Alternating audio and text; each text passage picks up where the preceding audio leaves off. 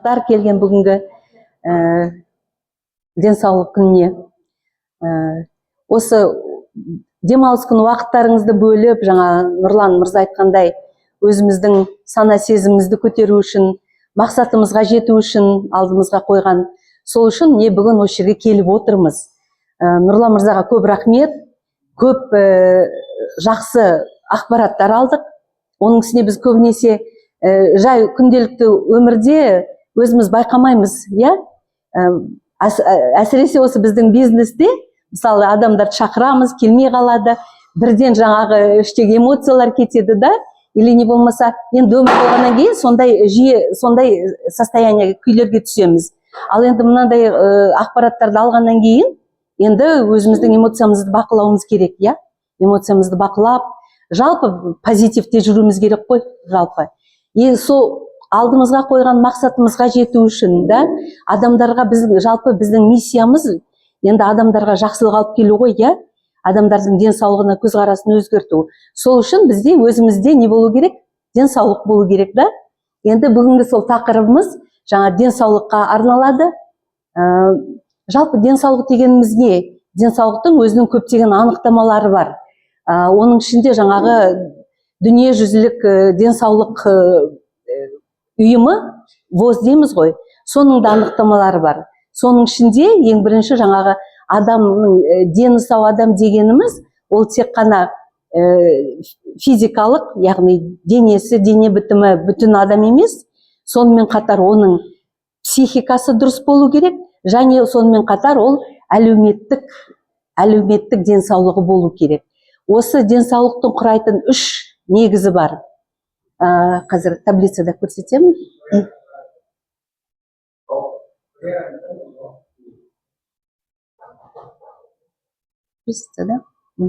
Енді жаңағы бірінші тек қана дене бітімі дұрыс, да, қол аяғы орнында, сырт бейнеті әдемі адамды біз дені сау адам деп айта алмаймыз.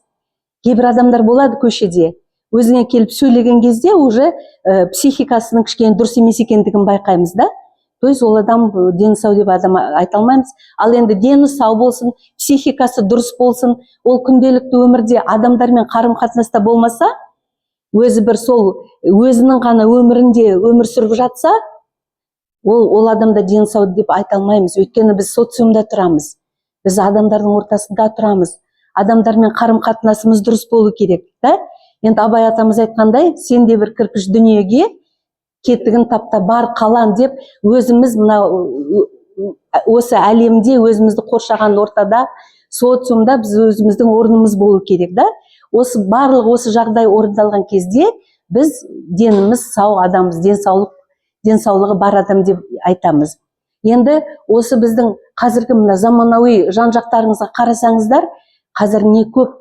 Ауру адамдар көп, иә? Жан-жағымызға қараңыздар, өзіңіздің туыстарыңызға, таныстарыңызға, коллективте. Бұрын ондай болды ма? Бұдан бір 30 жыл бұрын ондай болған жоқ. Мен енді дәрігер ретінде айтатыным, бұрынғы кезде адамдар келеді бізге ауруларымен, симптомдарымен, клиницистпіз біз. Оларды қарап, тыңдап, ұстап, пальпировать етіп, біз диагноз қойып, ол адамдарды емдейтінбіз. Ол адамдарды жазатынбыз.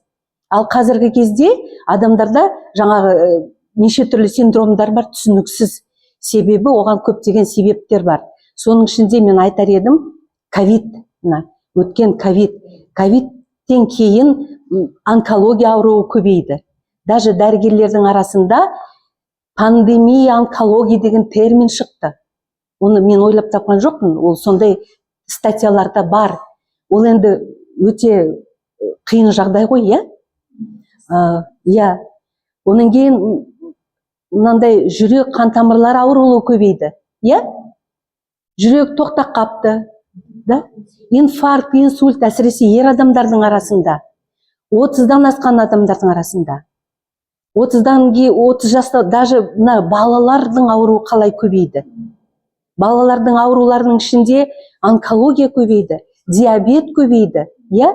Оның кейін аутизм деген, балалардың сөйлемей қалуы, сөйлей алмауы, 4-5 жастағы балалар сөйлей алмайды, логопедтерге апарады, да? Ондайлар бұрын ондай болған жоқ. Содан кейін бұрынғы кезде мына Альцгеймер не деген аурулар бірен саран болатын. Біз еститінбіз, анау жақта Маргарет Тэтчер Альцгеймермен ауырыпты деп.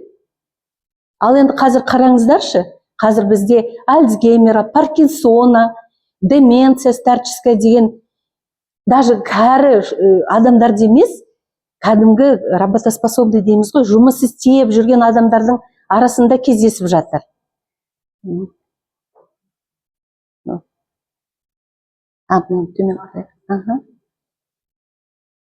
Мінекей жаңа мен айтқан осы денсаулық мінекей 3 құрамнан тұрады: физикалық денсаулық, психикалық және социалдық немесе әлеуметтік денсаулық. Енді осы денсаулығымыздың 20% ғана өзіміздің генетикамызға және жасымызға байланысты екен. Ал 80% сыртқы орта, экология факторлары және өзіміздің күнделікті әдет ғұрыптарымызға байланысты екен. То есть біздің өзімізге берілген биологиялық және генетикалық материал, ол біздің денсаулығымыздың тек қана 5-тен 1 бөлігін ғана қамтамасыз етеді екен. То есть 5-тен 1-не ғана әсер етеді екен. Ал қалған 80% мына сыртқы орта факторларына және күнделікті әсерлерге. Енді мынау бізде сыртқы орта дегеніміз, міне бізде демалатын ауа, біз ішетін су, күнделікті. Енді ең бастылары сол ғой. Соның ішінде мысалы ауаға келсек, бізде ауада қазір мынандай, әсіресе Алматы қаласы бүкіл Қазақстан қалаларының ішінде алғашқы бір 3 орынның, по-моему, 2-шісінде тұр да, Атырау, Ақтаудан кейін да. Соның ішінде мына ауада СО, көміртегі, азот оксиді, сераның диоксиді және қазіргі кезде PM2,5 деген фактор бар. Ол не? Ол мына ауада кездесетін өте ұсақ бөлшектер. Сол бөлшектер мына барлық осы ауадағы зиянды заттарды өзінің бетіне қондырып алып, біз онымен демалған кезде бірден өкпеге барады, бірден қанға сіңеді. PM2,5. Ол, мысалы, адамның шашы, әнекей, содан 30 есе кішкентай, білесіздер ма? Ол бізге көрінбейді міне ауадағы. Бірақ та олар жаңағы ауадағы барлық заттарды өзінің бойына сіңіріп алып, бірден бізге қанға өткізіп жібереді өкпе арқылы. Соның әсерлерінен жаңағы адамдарда бізде, әсіресе Алматыда аллергиялық аурулар көп та, бронхит, астма, жүрек, қан тамырлары аурулары көп. Ал енді суға келетін болсақ,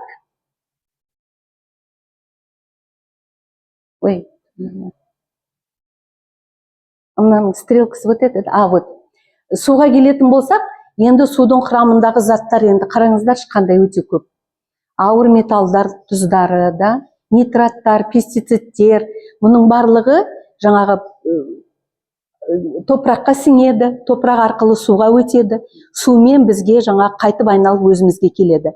Біз оны краннан алып ішеміз да. Соның нәтижесінде организмде токсиндер көбейеді. Улану пайда болады.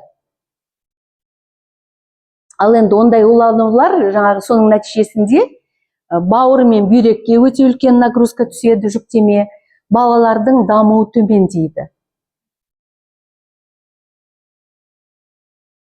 Енді денсаулыққа әсер ететін факторлардың ішінде ауа дедік, су дедік, оның кейін барып жаңағы біздің күнделікті тамағымыз, тамақтану. Енді қараңыздар, біздің тамақтардың ішінде не көп? Консерванттар, трансжирлар, пестицидтер, және бояушылар. Кез келген сіз тамақты алсаңыз магазиннен, кез келген әдемі упаковкадағы тамақты алсаңыз, оның құрамын қарасаңыздар, натуральный заттар практически жоқ. Даже сүттің өзіне сүт емес, творогтың өзі творог емес, творогоподобные вещества, заменяющие. Оның барлығы, майлардың барлығы тоже май емес. Соның ішінде көбі ароматизаторы, красители, неше түрлі консерванты, бір нәрсе, оның барлығы өте көп. То есть біз жеп жатқан тамақта өңкей зиянды заттар. Енді соның нәтижесінде не болады? Бізде метаболизм процестері бұзылады, семіздік пайда болады, диабет және онкология. Бұл тамағымыздағы жаңағы құрамындағы улы токсин заттар. Енді бұлар ең қорқыныштысы, соның барлығын біз балаларымызға алып беріп жатырмыз, да? Неше түрлі әдемі упаковкадағы тәттілер, сусындар, да? Онан кейін жаңағы даже детские агуши там, да, пюрешки, мынандай баночкалардағы, олардың барлығының құрамында зиянды заттар бар, улы заттар. Мысалы, бізде pH деген көрсеткіш бар. Сілтілік қышқылдық орта. Біздің қанымыздың қышқылдық сілтілік ортасы 7,35, 7,4. Өте тұрақты көрсеткіш. Ал енді біз ішіп жатқан сусындар, жаңағы агушаның pH-ы 3,2. Кока-коланыкі 2. Иә? Онан кейін жаңағы, да, біз бутилированный су алғызамыз ғой, оның pH-ы 5. Өткен ол пластикта тұр. Пластикта жаңағы судың құрамындағы заттарды айтқан кезде, қосымша айтуды ұмытып кеттім. Жаңағы пластик бутылкалар қолданғалы, бұл да ең негізгі бір факторлардың бірі, жаңағы неге онкология көп деген. Мына пластикті біз кеңінен қолдана бастағаннан. Бұрынғы кезде біз краннан су алып ішетінбіз. Менің апам ана неге ыдысқа құйып қояды, түбінде хлоркасы болса оседать ететін. Бетін алып іше беретінбіз. Ал бізде қазір барлығымыз не аламыз? Бутылкадағы суды аламыз, да? Ал бутылка, пластик, ол бисфенол А деген токсин, улы зат бөлінеді. Ол канцероген. Ал оның үстіне жаңағы біз не? Қазір енді күн сыйды.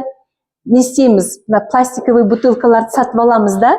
Біреуін сатып аламыз, бітіп қалады, екіншісін әрқайсы 250-350 теңге, да? Енді ол сулар күн түседі, машинада жатады. Сол кезде оның суға бисфенол А деген канцероген бөлінеді. Ол суды ішкен, значит, біздің организмге өте улы заттарды түсіреді. Ал енді сонан кейін біз мына үйде, біз енді қауіпсіз зонамыз үй деп есептейміз ғой. Бірақ қараңыздар, мына қауіпсіз үйімізде не көп? Неше түрлі жуатын заттар көп, химия көп, да? Даже сабынның өзі көбінесе кішкентай балалары бар аналар не алады? Жаңағы сейфгард алады. Қолындағы микробтарды өлтіру үшін, да? Сондай заттар өте көп. Даже салфетканың өзі қандай гипоаллергенный деп есептелінеді. Тоже оның құрамында неше түрлі иіс беретін заттар бар, неше түрлі. Аэрозольдар, оның кейін өте зиянды заттар мына үйге жақсы иістендірушілер. Туалетке қойып қоямыз, коридорға қойып қоямыз. Олардың барлығы канцерогендер. Оларды қоймаңыздар. Машинаға ілмеңіздер жаңағы ароматизаторларды. Оның барлығы токсиндер. Соның нәтижесінде не болады? Аллергиялар, терінің аурулары, жаңағы порошоктар, олар жуылмайды до конца. Кепкен киімді битіп қақсаңыздар, әппақ порошок шығады. Оның барлығы дене арқылы сіңіп кетеді. Сіңіп кетеді, жаңағы неше түрлі аллергиялар туғызады. Алматыда аллергия деген 2 адамның бірінде болады, ондай аллергия дегендер. Сонан кейін мінекей биология, бізді қоршаған ортадағы неше түрлі жаңағы патогендік бактериялар, вирустар, әсіресе көптеген, мысалы аллергологтардың бірінші сұрағы, балада немесе үлкен адамда аллергия болса алдымен сұрайды, сіз қандай үйде тұрып жатырсыз деп сұрайды. Үйіңізде сырость бар ма деп сұрайды. Көптеген адамдарда, к сожалению, үйлерінің жағдайларында не бар, плесень бар. Үйлер стеналары, қабырғалары көгереді, да? Ондай жерде обязательно жаңағы зең дейді, грибки организмде солар дамиды, өйткені плесеннің құрамында сондайлар бар. И организмде жаңағы иммунитет түседі, неше түрлі инфекциялар қанға өтеді. Енді мына жаңағы бұл айтып жатырмыз, ауадан, судан, тамақтан бізге түскен токсиндер, олардың барлығы не істейді? Олар бір күнде әсер етіп бізді ауыртпайды, олар жылдар бойы жиналады. Организмде жылдар бойы жиналып жатады. Оның үстіне мысалы өмірден мысал келтірейін, плюмбум. Онда ыдыстардан қай жерден кездестірдіңіздер? Ыдыстарды. Қорғасын, қай жерде бар? Бұрынғы кезде, біздің кезімізде біз не жинадық? Хрусталь жинадық. Да? Хрустальные бокалы, хрустальные салатницы. и прямо ішінде мынандай нелері болған. Плюмбум сколько-то процентов. И плюмбум ол жаңағы стеклоны не қылады, қатты қылады. Соны анандай грань жасайды ғой бүйтіп жылтырау үшін. Солар қатты болған сайын оның граньдері көбірек болады. И оның бағасы қымбат болады. Содан көбінесе пайдаландық соларды. А қазір олар көбінесе пайдаланбайды.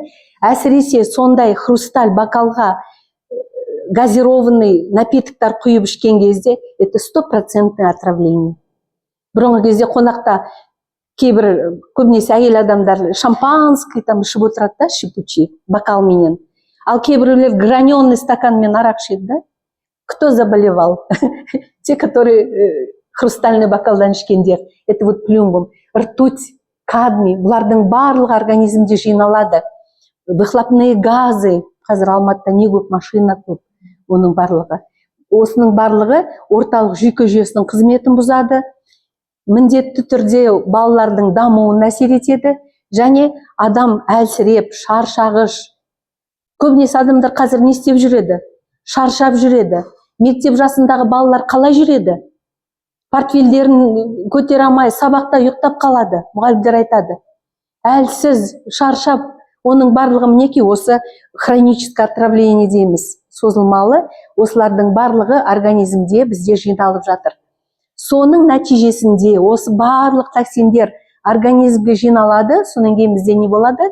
Окислительный стресс дейміз. Тотығу стресі, оксидативный стресс деген бұл ең негізгі ауру туғызатын фактор. Яғни организм іштен не істейді? Тат басады. Клеткалардың мембранасында не болады? Алдында да айтқанмын, поралар болады, каналдар болады. Сол арқылы нелер өтеді? Пайдалы заттар клетканың ішіне өтеді, зат алмасу процестері өтеді. Яғни сол кезде, тат басқан кезде жаңағы клетканың мембранасы, форточка деп айтсақ, заттарды кіргізетін. Сол форточкалар тат басып ашылмай қалады. Клеткалардың ішіндегі токсиндер шықпай қалады. Ішіне пайдалы заттар, витаминдер, микроэлементтер өтпейді. Сондықтан бұл жерде адамда не болады? Аурулар пайда болады. Не болмаса жаңағы бос радикалдар толады. Бос мінеке қараңыздар, мына мысал ретінде көрсетіп тұр. Алманы мысалы кесіп қойған кезде қараяды ғой. Сол сияқты организмімізде мына таттану процесі өтіп жатады. Сонымен қатар жаңа клетканың ішіндегі ДНК, ядро, ішіндегі органеллалардың қызметі бұзылады. Оның ішінде митохондриялар бар да, энергетикалық станциялар. Солар энергия бермейді организмге. Сондықтан адамдар шаршағыш болады, әлсіз болады. Енді жаңағы клеткалардағы барлық процестер тотығу стрессінде ұшырағандықтан жаңағы ДНК бұзылады, клеткалар бұзылады. Соның нәтижесінде міне мынандай өте күрделі бұзылулар болады организмде. Метаболизм мен дегенерация болғандықтан жаңағы қан диабеті ауруы басталады, зат алмасу процестері бұзылады, организмнің қорғаныс қызметтері төмендейді.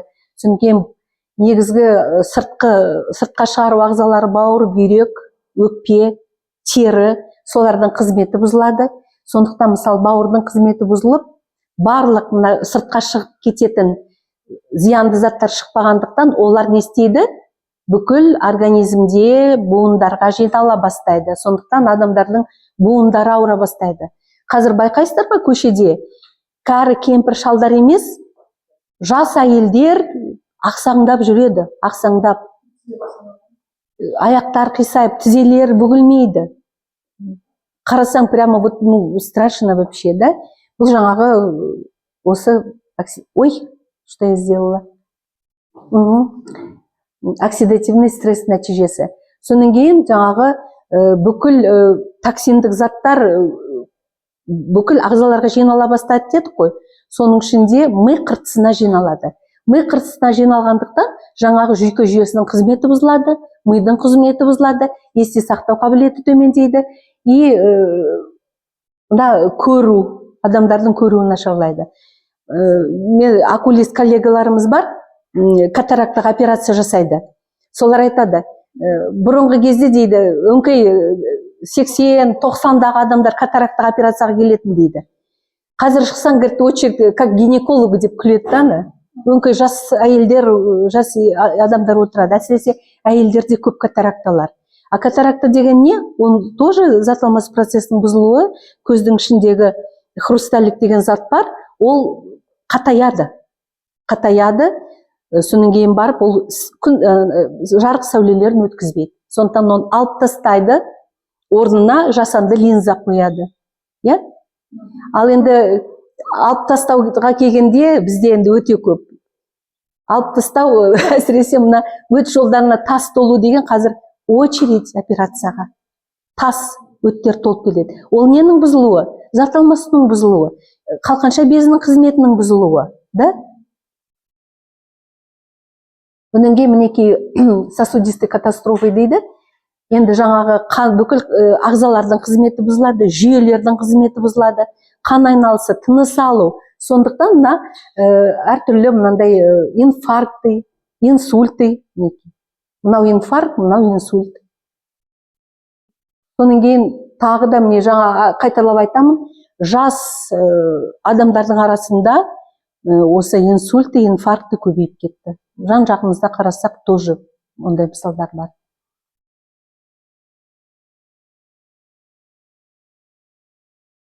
Мына скорый помощьта істейтін тоже коллегаларымыз бар. Олар айтады, көп сол инфаркт, инсульт алған енді үлкен кісілердің арасында дейді, барлығы аспирин, тромбаз ішкен адамдар дейді, регулярно ішкен адамдар, статин ішкен адамдар дейді солар. Енді оларға тоқталамын. Содан кейін мінекей клетканың ішіндегі зат алмасу процесі бұзылады, оксидативный стресс, мінекей клеткалар бұзылады. Сондықтан бүкіл клеткалар деңгейінде уже бұзылулар болады. Олар неге алып келіп соғады? Неше түрлі аномалияларға. Әсіресе мысалы іште дамып жатқан баланың аномалиялары өте көп. Бұрынғы кезде бірен-саран кездесетін генетикалық аурулар қазір өте көп. Енді жаңағы мыйсыз туу, аненцефал дейді. Жүректерінің порогтары, шегінің тесігі жоқ балалар, өкпесінде сурфактан жоқ балалар, оның барлығы мына біздің жас қыздар мен келіншектердің денсаулығының дұрыс болмауынан. Сондықтан да генетикалық сбой дейді. Сөйлемей қалу, аутизм, ол да соған жатады. Содан кейін жаңағы оксидативтік стрестің ең бірінші көрсеткіші ол адамдар ерте қартаяды. Ерте қартая бастайды. Енді бұл оксидативный стресстен басқа тағы гликативный стресс деген бар. Біздің өмірімізде не көп? Қант көп, тәттілер көп. Соның нәтижесінде гликативті стресс болады екен. Ол не деген сөз? Гликативті стресс деген, мысалы, біздің жеген тағамымыздағы, даже жемеген организмде басқа продуктлардан пайда болады қант, бүкіл басымыздан аяғымызға дейін бүкіл ткандерімізді, клеткаларымызды бүйтіп белоктарына жабысып қалады екен қант. Бүкіл белоктарға жабысып қалады. Қан тамырларының қабырғаларына жабысып қалады. Ол неге алып келіп соғады? Атеросклерозға алып келіп соғады. Ал атеросклероз жаңағы инфаркт, инсульт. Содан кейін барып коллагенге жабысып алады екен. Коллагенде белок қой. Қант соған жабысып алады екен. Ол біздің бетіміздегі әжімдерді пайда қылады. Ең бірінші әжім ерте түссе, значит, сізде гликативный стресс болып жатыр. Онан кейін барып мидың клеткаларына жабысады, есте сақтау қабілеті бұзылады адамның, зейіні төмендейді. Онан кейін барып мына Паркинсона, Альцгеймера, деменс аурулар пайда болады. Бұл гликативті стресстің ғана нәтижелері. Енді осының барлығын енді не істеу керек? Денсаулығымызды қорғауымыз керек, та?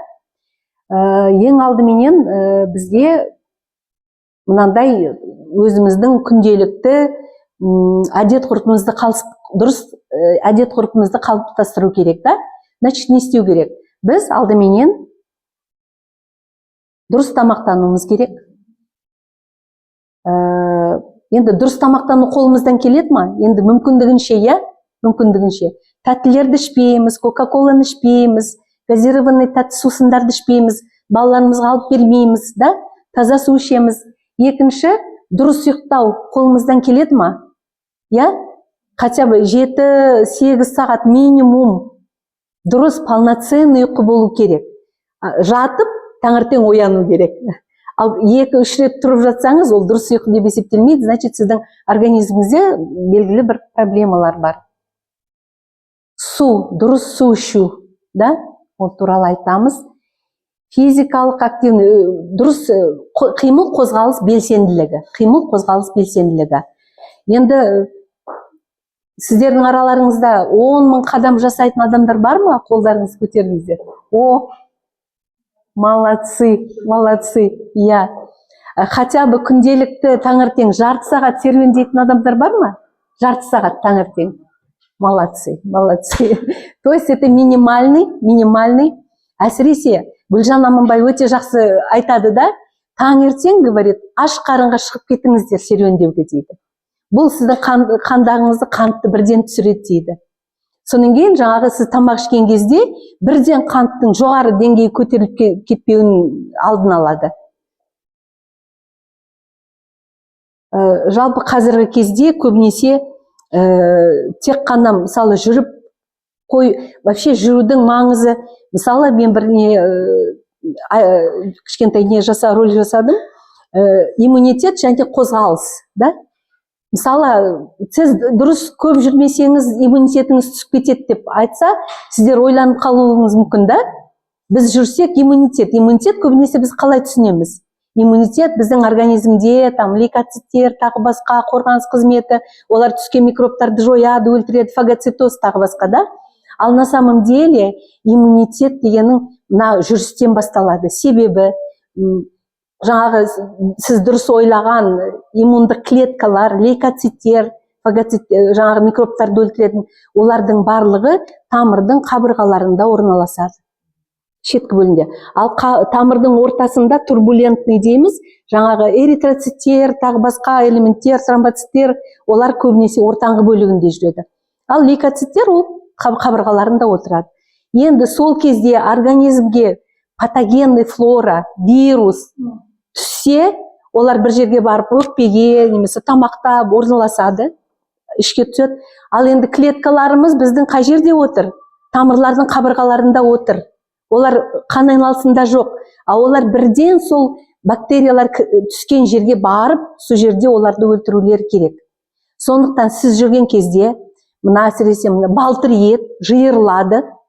Жиырылған кезде не істейді ол? Тамырларды қысады.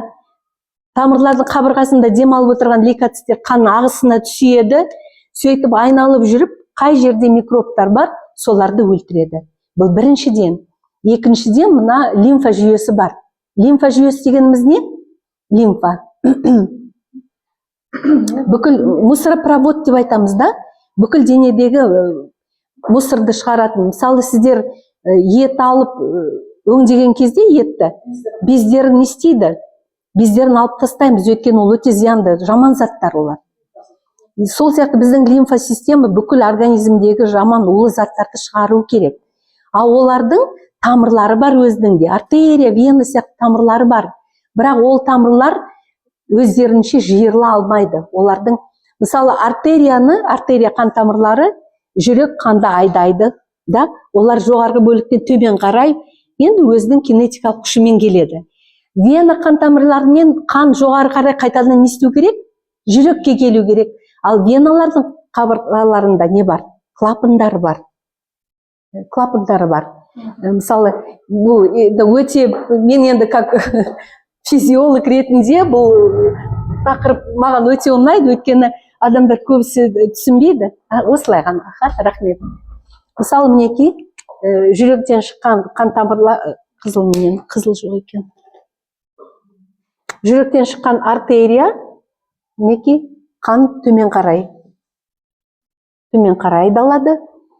Енді вена тамырларымен қан аяқтан жоғары қарай жылжиды. Мынау жүрек өзі жиырылған кезде энергия берді, қан төмен кетті. Ал веналарда ол жоғары шығу үшін жаңағы мынандай нелер бар? Клапандары бар. Олар қанды өткізеді былай қарай. Содан кейін былай қарай, міне керісінше мен салып қойдым. Иә, мына жерде керісінше салып қойдым.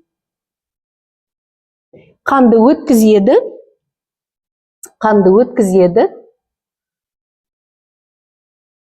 Ал енді қан қайтадан кері өту үшін оны өткізбейді.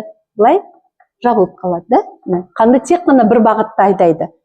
Ал енді нелер болса, лимфа жүйесіндегі тамырлар, оларда ешқандай не жоқ, клапандарда жоқ, еш нәрсе жоқ. Олар, оның моторы да жоқ, ол жүрекке бармайды. Сондықтан бұл жерде қимыл қозғалыс. То есть бұлшық еттеріңіз жиырылған кезде, балтыр еттер жиырылған кезде, лимфа жүйесіндегі лимфаны да олар айдайды. Ал енді лимфа дегеніміз ол бүкіл токсиндерді сыртқа шығарып отырады, да? Сондықтан қимыл қозғалыстың маңызы өте зор. Ол тек қана бір таза ауа жұтып серуендеу емес, ол жалпы денсаулық үшін өте маңызды. Онан кейін мінекей психикамыздың қалыпты баланста болуы. Оны жаңа Нұрлан мырза өте толық айтты. Біз позитивта болуымыз керек. Өтірік, өсек, ғайбат, ешқайсысын айтпауымыз керек. Тек қана жақсы ойлауымыз керек. Жалпы мына психосоматика дегенге мен сенемін. Бізде дәрігерлер көбісі сенбейді. Бізде ауру бар, емі бар, да? Ал на самом деле аурудың өзінің себебі бар. Айтады, сізде давление бар, себебі сіздің холестериніңіз жоғары, там бір нәрсе, да? Ал на самом деле психосоматика деген біз қандай ойда боламыз, соған байланысты адам ауырады. Жалпы ауру деген болмау керек. Мысалы, сіз бір адамға өкпелеп, ренжіп, солай жүрсеңіз, өкпе ауырады. Не себепті қазақтар өкпе деп қойды, да?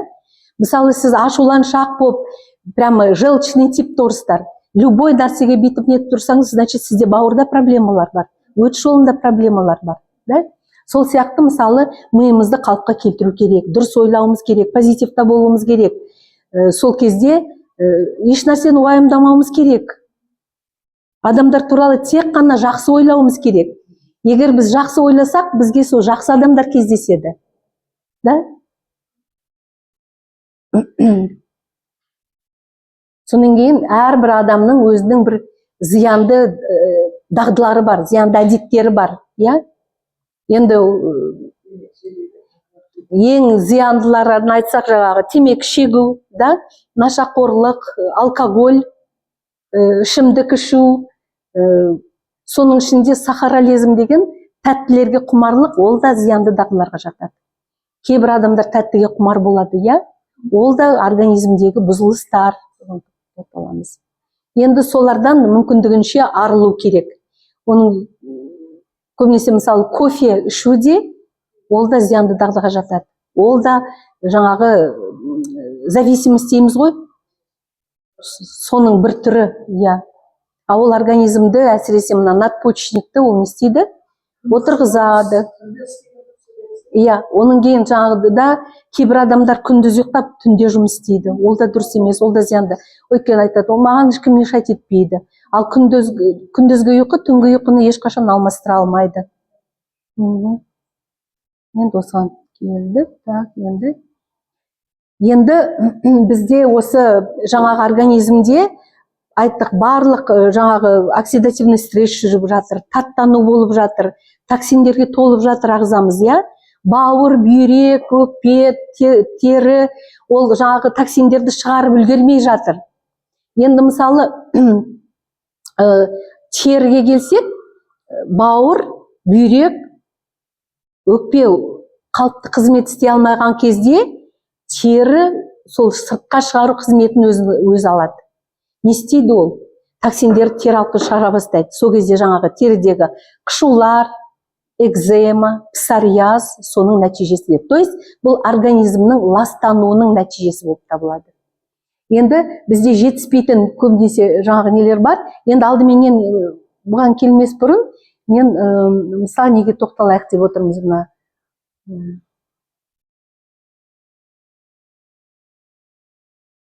Су.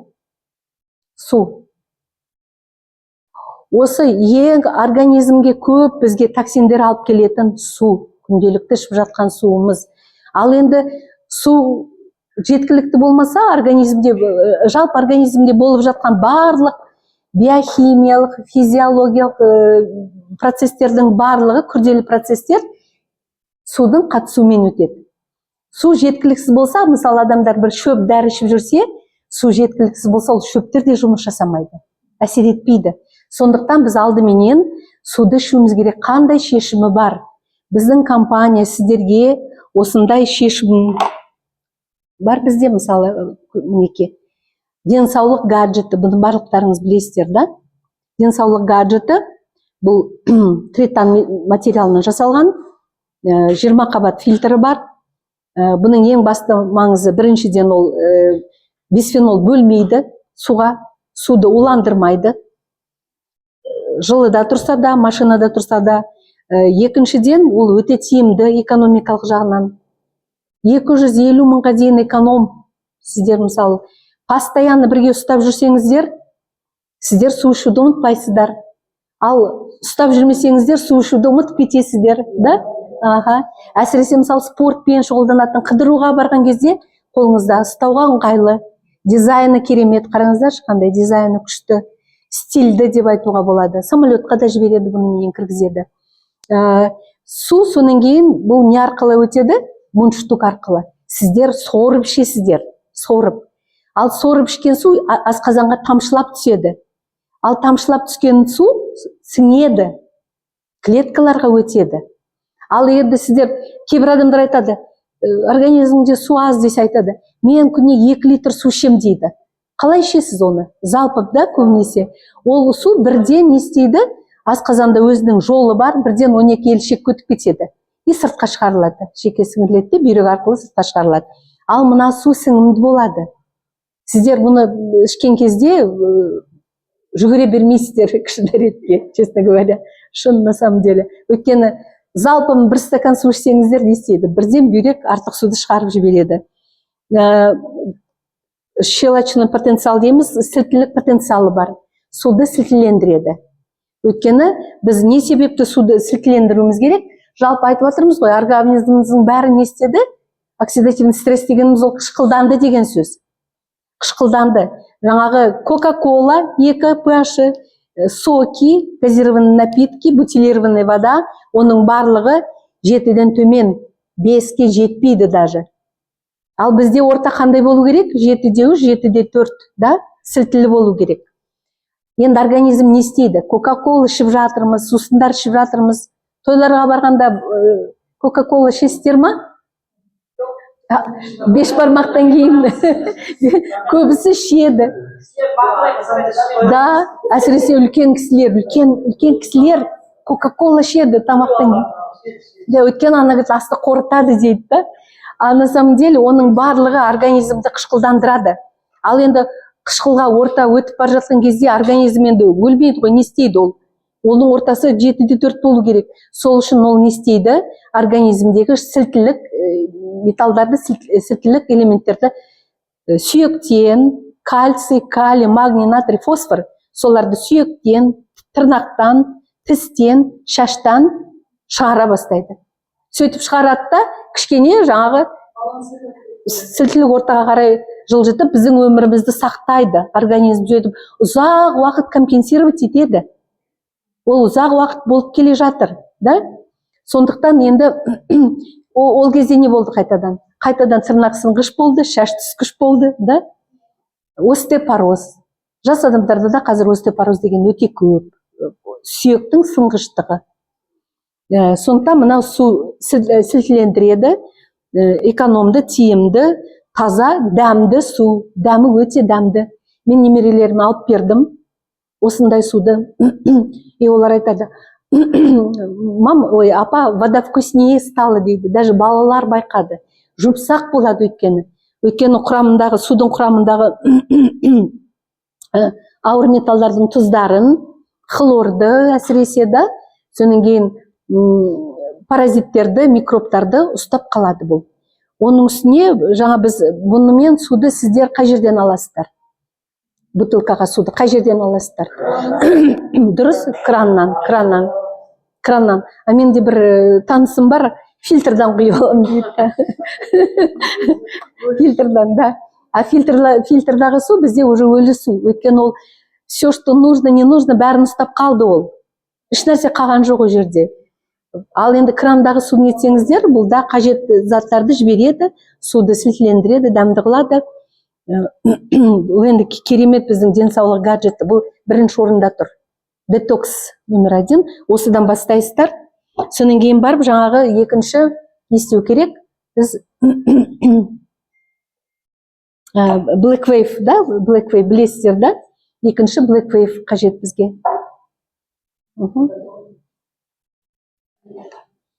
Tamam. Қазір мына жерде өзін көреміз.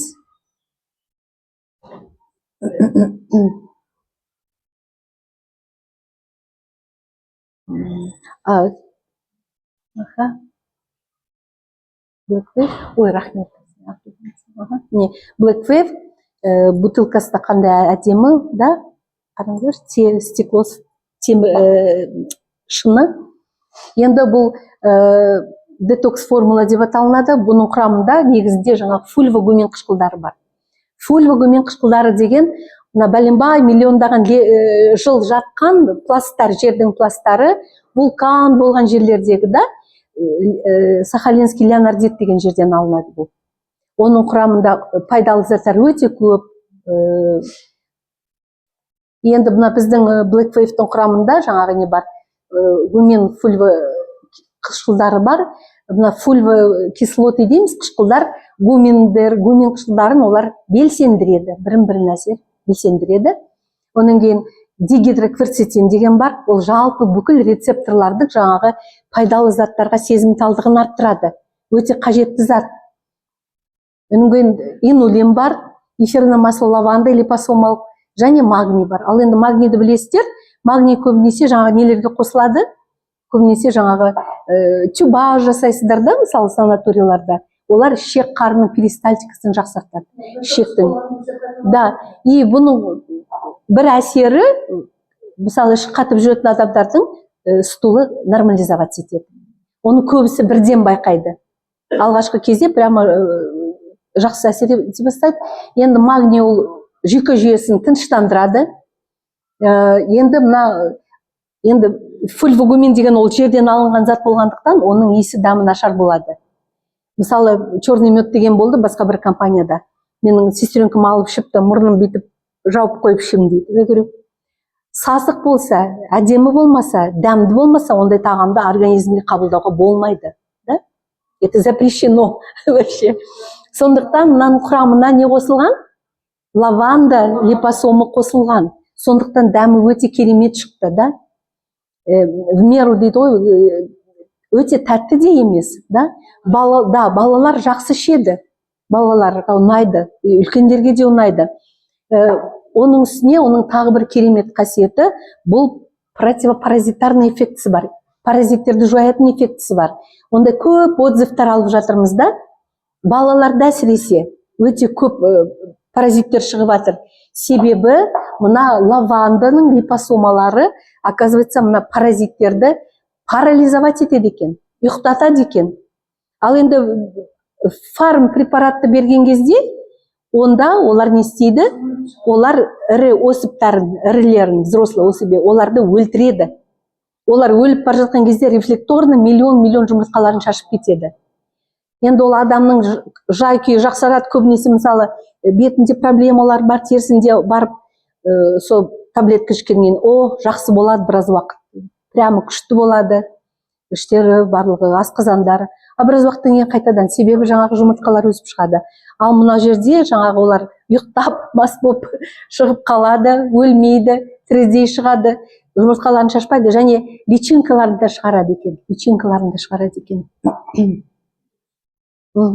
Енді Black Wave туралы өте көп айтуға болады, өте керемет. Вообще детоксты осыдан бастау керек. Лимфа жүйесін тазартады, лимфаны. Бізде медицинада лимфаны тазалайтын препараттар жоқ.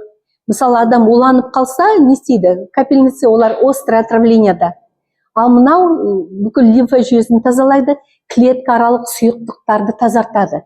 көбінесе жаңағы клеткааралық сұйықтықтарда токсиндер болғандықтан клетканың ішіндегі токсиндер шыға алмайды.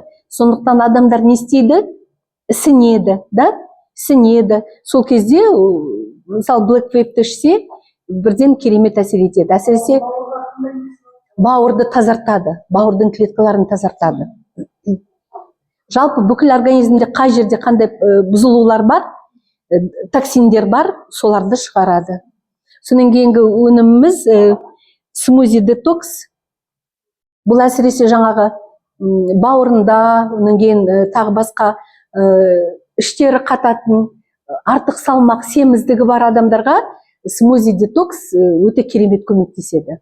Бұны сіздер жаңағы порошогын суға салып, жылытып, ерітіп ішсеңіздер, кәдімгі смузи болады, өте дәмді, алма дәміменен. Сол кезде жаңағы ас қорыту процестері жақсарады.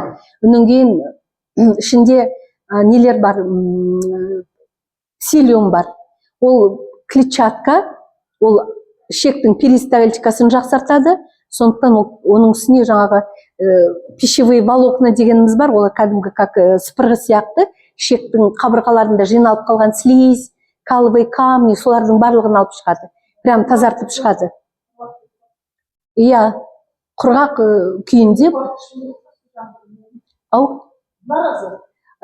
Мысалы, салмақ тастайым деген адамдар таңертеңгі тамақтың орнына ішуге болады.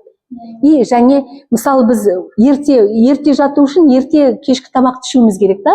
Енді кешке жатып, сіз 9-10-дарды қарндарыңыз ашуы мүмкін кейде. Чувство голода болады. Сол кезде ішіп алсаңыздар керемет. Біріншіден ас қорыту жолдарыңыздың қызметі жақсарады, екіншіден таңертең стулыңыз дұрыс болады. Чия бар. Қазір чиямен, мысалы, кисломолочный өнімдерді қосып ішу өте жақсы ас қорыту жолдарына. Медь бар, алманың дәмінен, онан кейін подорожник полазация болады.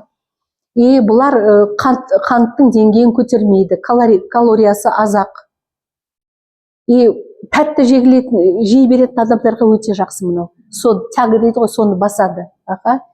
Антиоксиданттар, жаңағы микроэлементтер бар. Бұның барлығы детокс. Сонан кейін енді организміміз жалпы қышқылданып жатқандықтан не істеу керек? Біз оны сілтілендіруіміз керек, да? Сілтілендіруіміз керек. Сондықтан міне Ion Wave деген өте керемет біздің өнім. Мен өте жақсы көремін. Осыны өзім постоянно ішіп жүруге тырысамын. Өйткені бұл біріншіден энергия береді.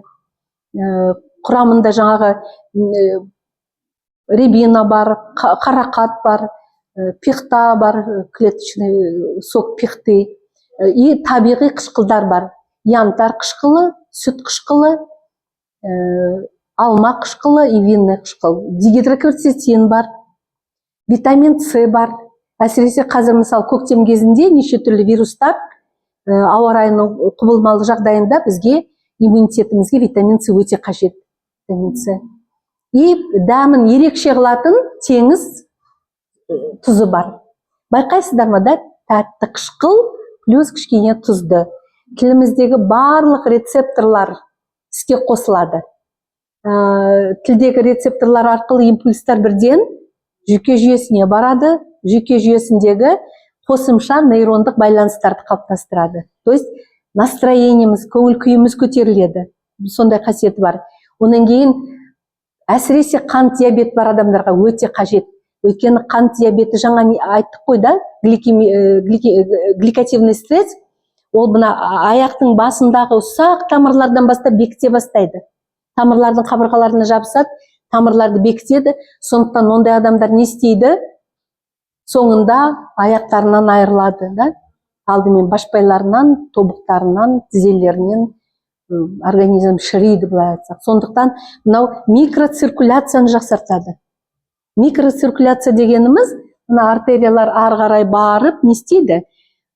Ары қарай барып, ұсақ тамырларға, артериолаларға, онан кейін барып жаңағы ұсақ кішкентай капиллярларға нетіп қайтадан. Сол кезде сол микроциркуляцияны жақсартады. Микроциркуляция дегеніміз мына бетіміздің терісіндегі, мұрынның ұшына, құлақтағы, аяқтың, башпайдың, саусақтың барлығында ұсақ тамырлар. Олар біздің терморегуляцияны реттейді да, сыртқы ортамен. Мысалы, өте суық болып, күн суықта бетіміз қызарады да. Не себепті?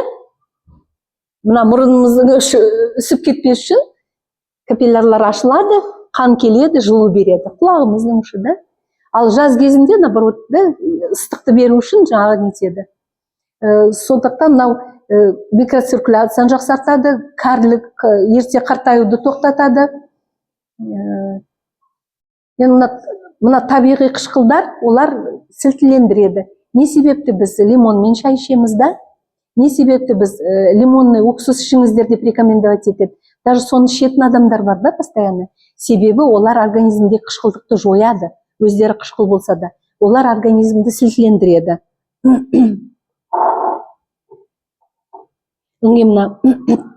Енді барлығын тазарттық да, дұрыс су іштік, клеткаларда метаболизмді жақсарттық, токсиндерді шығардық, отектар кетті, жеңіл сезінді көзімізді, да? Энергия пайда болды. Енді не істеу керек? Енді дефициттерді толтыруымыз керек, дефициттерді организмдегі.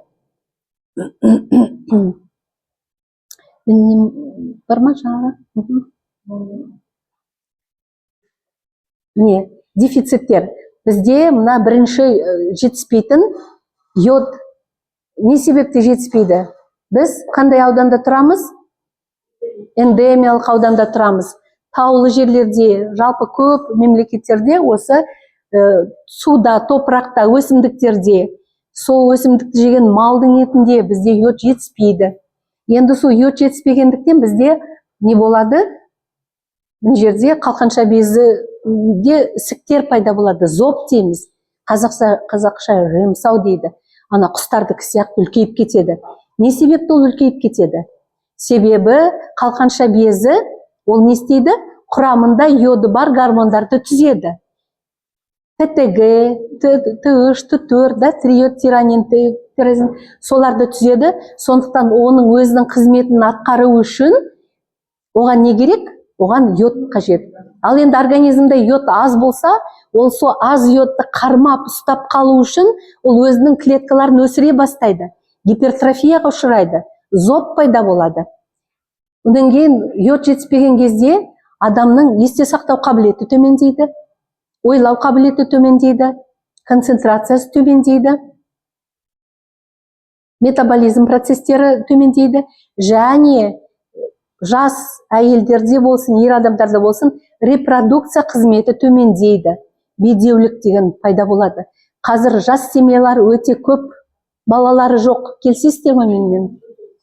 Дендері сау, бірақ балалары жоқ. Өйткені бұлар жаңағы кока-кола, неше түрлі напитки, потом неше түрлі сладкий, тәттілерді жеген поколение біздің. Енді мына жаңа айттым ғой, интеллект төмендейді, зат алмасу процестері төмендейді. Ал енді қалқанша безі бүкіл организмдегі бездерді қызметін реттеп отырады.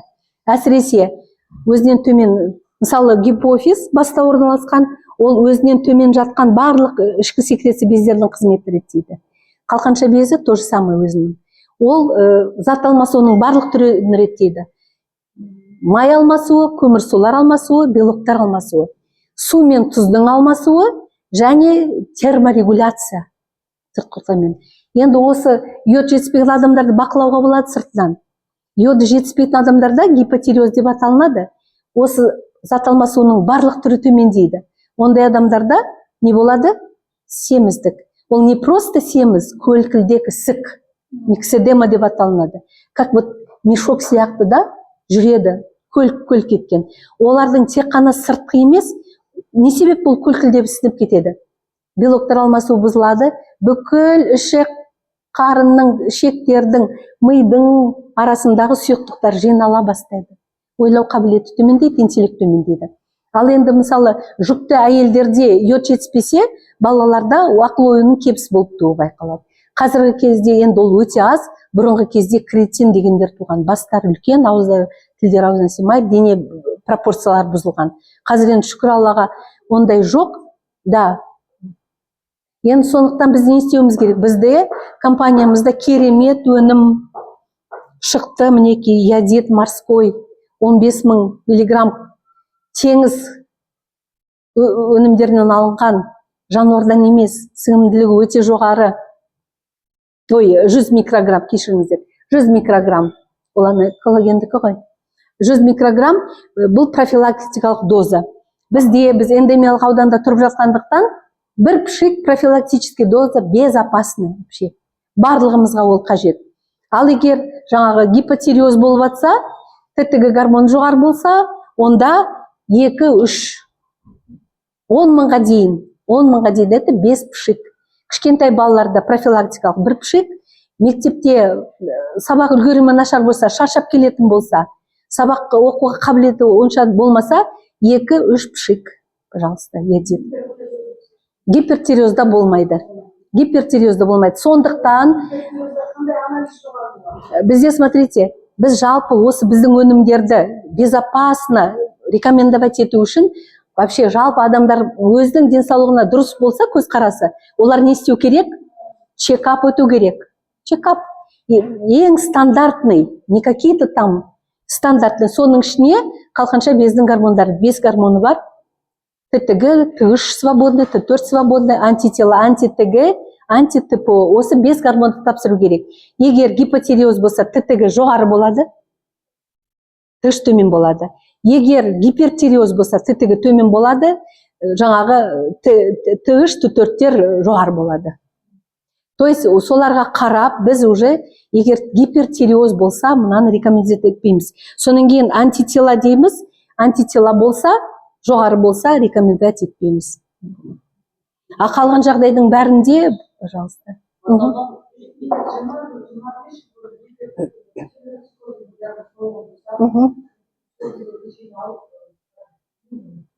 Қазір дұрыс да барлығы? Иә. Жаңағы 5 гормонды тапсырыңыз, УЗИ щитовидке өтіңіздер, тоже, потому что... Иә.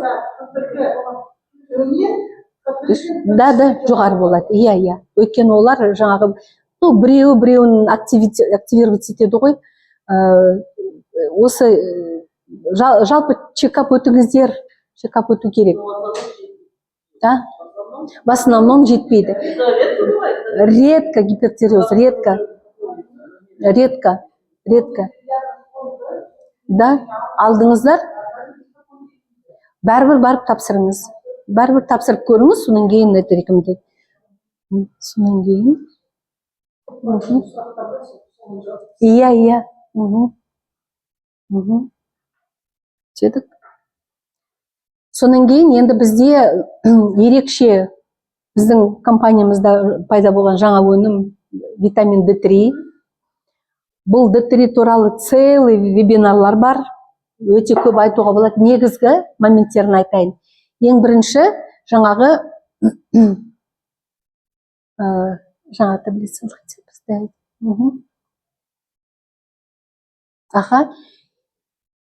Бұл жалпы витамин деп аталғанымен, ол прогормон, гормондарды белсендіреді.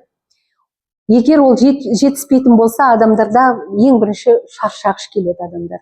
Шаштары түседі, ерте кәрілік басталады. Жиі тұмауратып ауырады. Иммунитеті төмендейді. Тәттіге өте құмар болады, тәтті жеуге. Ұйқысы бұзылады, және стресске төзімділігі төмендейді. Ашуланшақ болады. Сондықтан, қарап отырсаңыздар, біздің күнделікті өмірде көп кездеседі, адамдарда қуат, энергия жоқ. Сондықтан біздің компанияның өнімі D3 спрей күйінде, өйткені бұл ыңғайлы өте, тілдің астына себу керек, да? Бір дозасы, бір пшик дейміз ғой, бір себілуінде 2000 единица международный.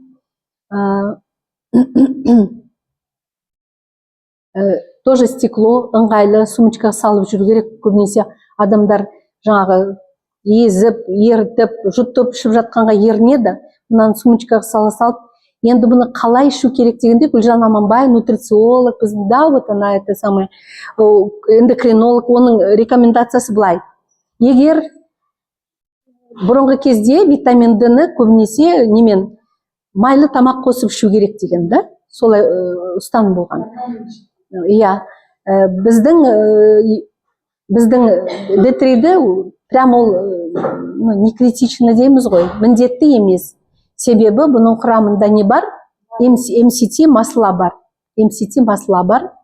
Ол жаңағы сіңімділігін арттырады. Ол прямо сол рецепторларға барып, именно D3-дің қосылуын реттейді. Соған әсер етеді. Екіншіден, бұның құрамында не бар? Витамин Е бар. Ол антиоксидант. Кәріліктің алдын алады. Біздің терінің, шаштың жақсы болуы көбінесе жаңағы осы витамин Еге байланысты. Бұрынғы кезде, Совет одағы кезінде мектептерде не берген балаларға? Балық майын берген. Рахиттің алдын алғанда, қазіргі кезде ондай жоқ, сондықтан балаларда қазіргі кезде Гүлжан Аманбайдың айтуынша 10 баланың 8-інде рахиттің белгілері бар қазіргі кезде. Өйткені олар витамин Д ішпейді, балық майын ішпейді да.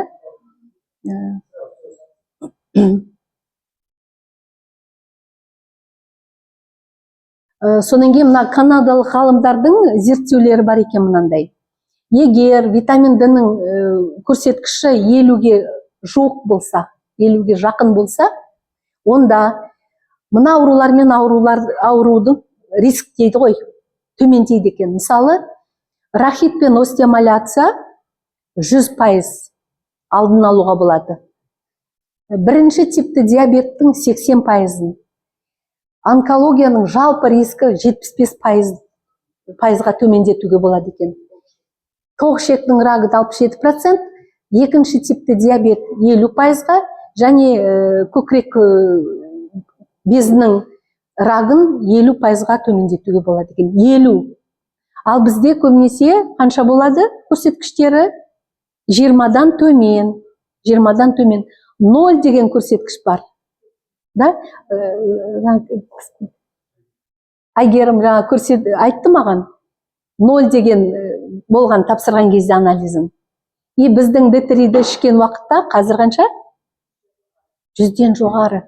Знаете, это какой результат,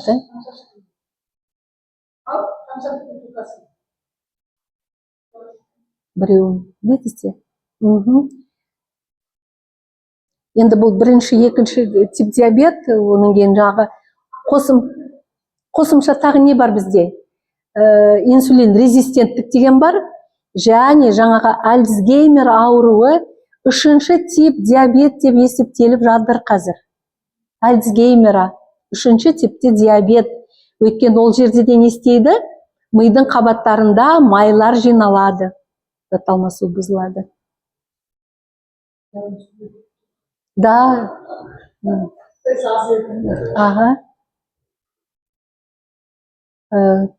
Енді D3-тің тағы қандай ерекшеліктері бар? Жаңа айттық та, тамақ кез келген уақытта қабылдауға болады. Адамның көңіл күйін көтереді. Иммунитеті жақсарады.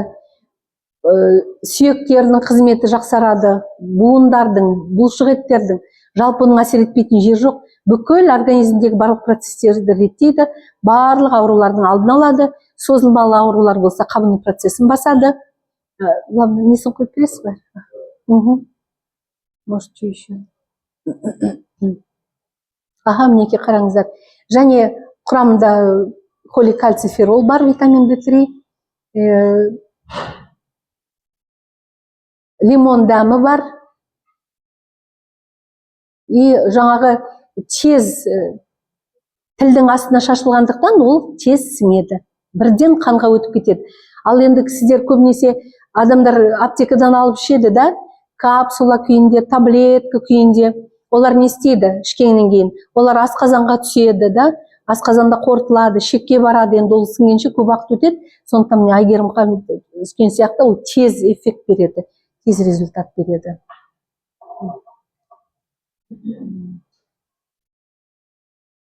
Балалар дәмін жақсы көреді. Лимон дәмі бар.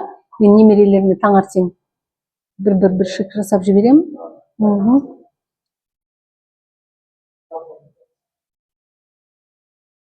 Енді сонымен мінекей қараңыздар, бізде чаша весов дейді ғой, мінекей. Біздің жалпы бүкіл денсаулығымызда екі чаша тұр. Біреуінде жаңағы толып тұрған токсиндер, негативтер, барлығы мінекей солар басып тұр да. Ал екіншісінде жаңағы біздің өзіміздің денсаулығымызға байланысты дұрыс тамақтануымыз, дұрыс су ішуіміз, дефициттерді толықтыруымыз, броня дейді, биологическая, витамин D, йод, бұлар біздің қорғанысымыз, қалқанымыз. Сонан кейін жаңағы дұрыс ұйықтау, қимыл қозғалыс белсенділігі, зиянды әдеттерден арылу, соның барлығы бізде екінші чашада тұр. То есть енді ол өзімізге байланысты деген сөз да, денсаулығымыз. Егер мынаның барлығын салауатты өмір салтын қалыптастырып, дұрыс өмір сүрсек, дұрыс тамақтансақ, онда бізде мынау басым болады да, токсиндер не істейді? Кетеді. Ал егер ол басым болмаса, токсиндер бізді жеңіп, әртүрлі ауруларға ұшыраймыз. Жалпы мына ковидтен кейін мынандай статистика бар, страшный. 70% адамдар онкологиямен ауырады, ковидпен ауырғандар. Сондықтан қазіргі кезде ауруды емдеу емес, не істеу керек? Алдын алу керек. Алдын алу бізге біріншіден качественный дейміз, сапалы өмір сүруімізді қамтамасыз етеді. Бізге қарап, мысалы, отбасымыздағы жолдасымыздың, балаларымыздың, немерелеріміздің денсаулығына қараймыз, оларға түсіндіреміз, айтамыз. Сондықтан біздің миссиямыз өте керемет. Айтады ғой, көп сауап аламыз. Біз біріншіден адамдарға жақсылық алып келеміз, денсаулығын түзеуге көмектесеміз. Сұрақтарыңыз болса жауап берейін. Бізде продукциялар өте көп, әрқайсысы туралы айтқан келеді, бірақ енді уақыт аз.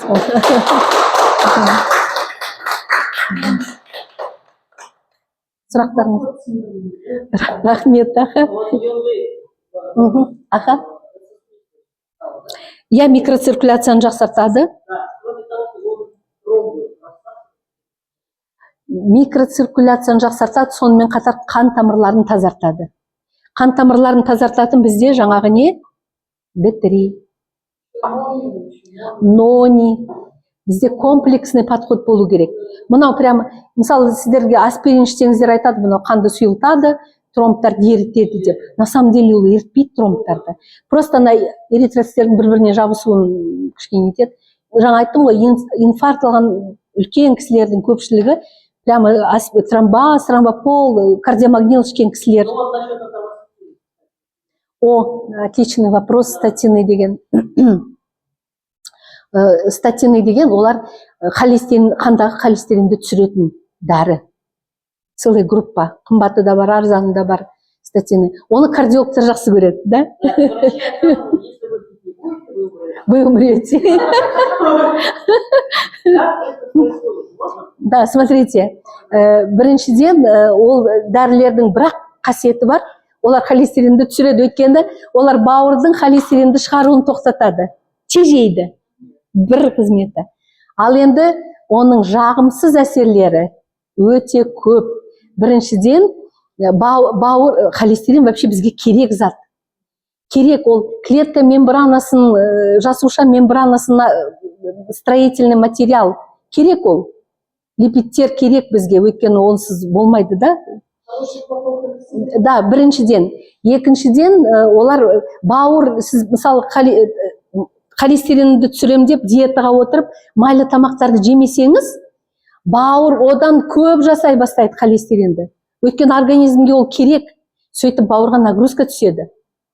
Сонан кейін ол статиндер не істейді? Мына майларды ыдырата бастаған кезде бұлшықеттердегі майларды ыдыратады. Барлық жердегі майларды ыдыратады да, олардың ыдыра өнімдері барып бүйректің пораларын бітеп тастайды, бүйректің қызметі бұзылады, бүйрек жетіспеушілігіне алып келіп соғады. Почему қазір адамдардың көпшілігі гемодиализға барып жатыр? Бұрын ондай болды ма? Болған жоқ. Бұрын гемодиализға бару үшін адам 20, 30, 40, 50 жыл гломерулонефрит, пиелонефрит, тағы басқа нефриттармен ауыруы керек етін. ол өмір бойы емделу керек еді, сонан кейін барып демі. Ал қазір адамдар жүріп барады да ертең гемодиализға барады, бүйрегі отказ береді. Өйткені ол жаңағындай препараттарды ішеді. Гепатотоксичный, нефротоксичный. Жаңағы өнімдер бүйректерді бітеп тастайды, бауырға нагрузка түседі, асқазанның қызметін төмендетеді. То есть бір препаратты алыңызшы, статиннің, ең қымбатын, Кристор, мынандай просто бар. Не басында былай холестерин түсіреді, қалғанның бәрі побочные эффекты, осложнение, это. Сондайды, да, ондайды ішкен адамдар бір жарым ай ішу керек. Бауырлар ауырады, асқазандары облығып, тамақ іше алмайды, бастары ауырады. Бір жарым ай ішіп барып, анализ тапсырады, холестерині вот столько түскен. 7,5 болса 7,3 болады.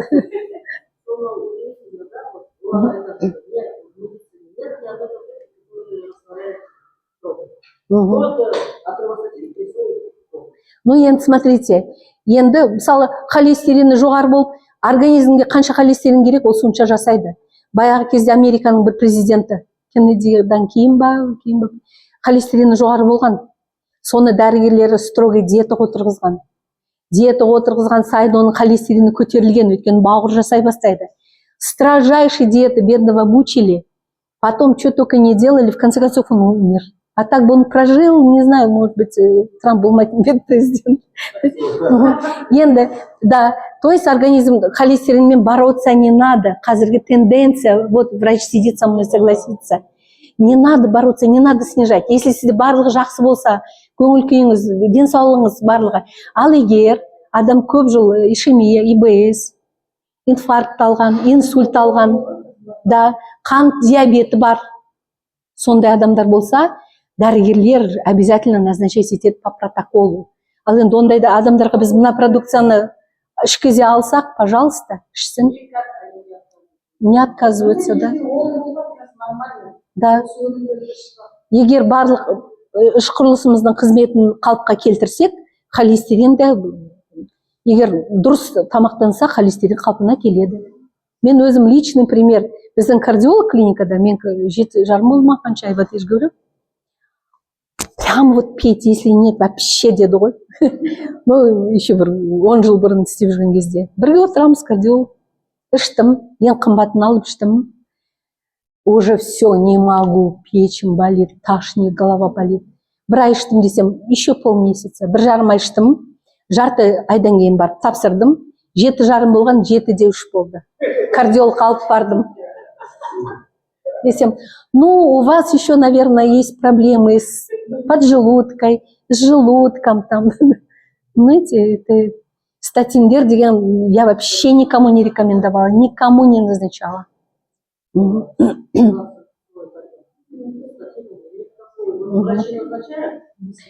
А Тромтат, пожалуйста, иммунобустер. Оның ішіндегі грибы, которые именно тамырлардың қабырғаларын нетеді, тесіктерін бітейді. Тамырлардың қасиеті бұзылған кезде тромб пайда болады. Себебі аралары рыхлый болған кезде сол жерге барып нелер отырады.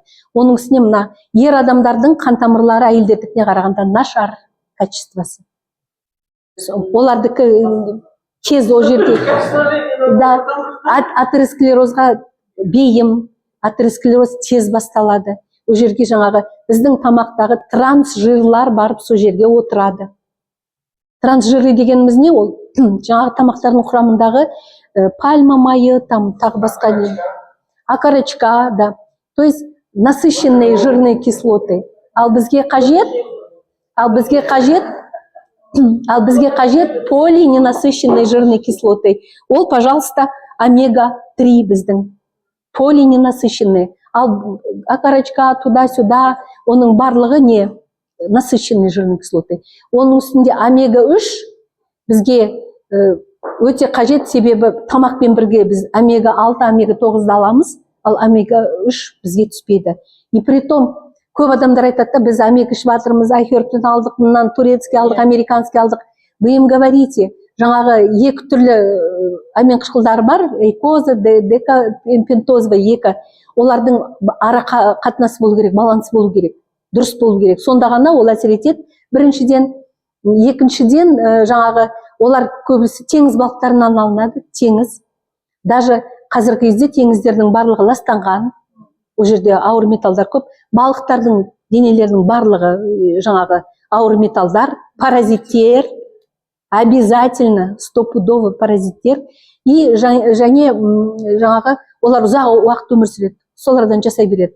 Ал біздің омега-3 анчоустардан жасалады, 5 ай ғана өмір сүретін анчоусы, и арктикалық сулардан, мұхит суынан алынған. Поэтому біздің омега-3 именно тамырлардың қабырғаларын гладкий қылады, жылтыр қылады.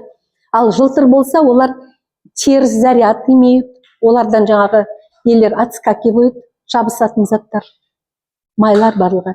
И онан кейін барып жаңағы болған нелерді ерітіп жібереді, ол тромбтарды ерітіп жібереді. Омега-3. Омеганы D3 мен қосып ішу керек. Омега мен D3-ді қосып ішу керек. Екі капсула таңертең, 2 капсула солай ішем, мен жолдасыма да солай берем. Иә. Ал енді давлениесі дұрыс болса, қалыпты болса, жүрегі ауырмаса, салмағы дұрыс болса, подбой можно 2 раза. Әсіресе мына аллергиясы бар адамдарға өте қажет омега, аллергияға. Астма аллергия өте қажет, соларға омега. Оларға көбейту керек. Жалпы любой организмде бізде бар ғой хронический созылмалы аурулар.